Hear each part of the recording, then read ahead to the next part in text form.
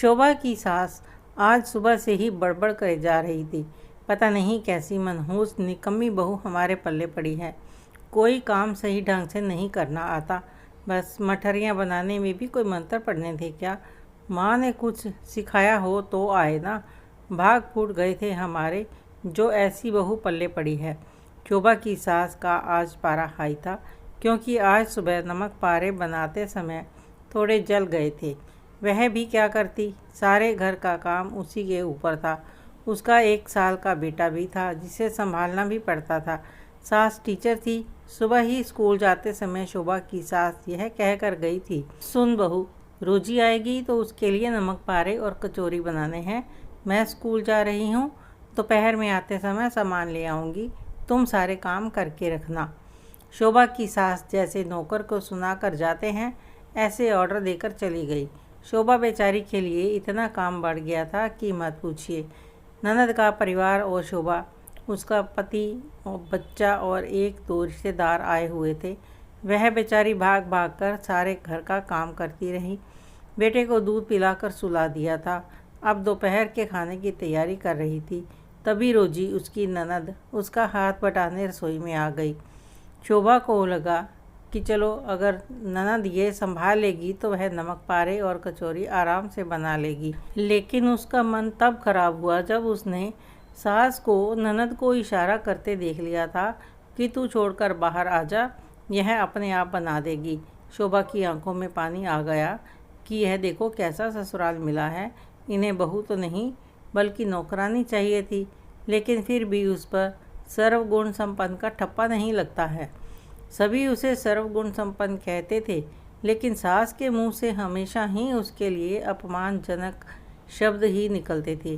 शोभा ने कचौरी तो बना ली, लेकिन जब बन चुकी तो उसका बेटा जाग गया।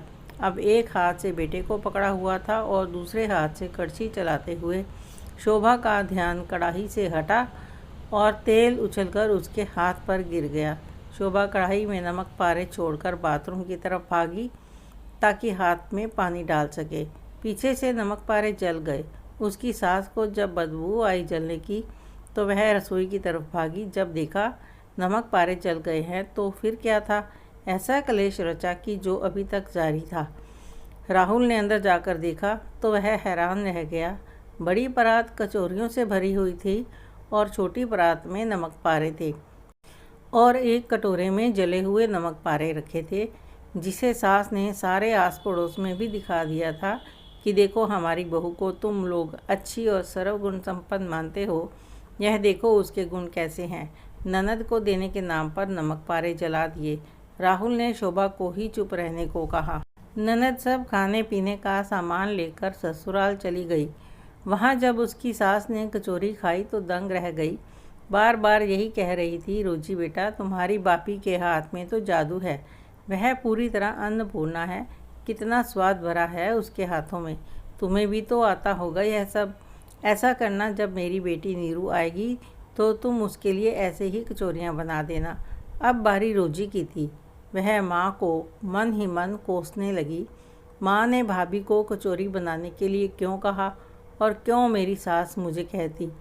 उधर रोजी की सास बार बार कह रही थी कचौरी बनाने के लिए।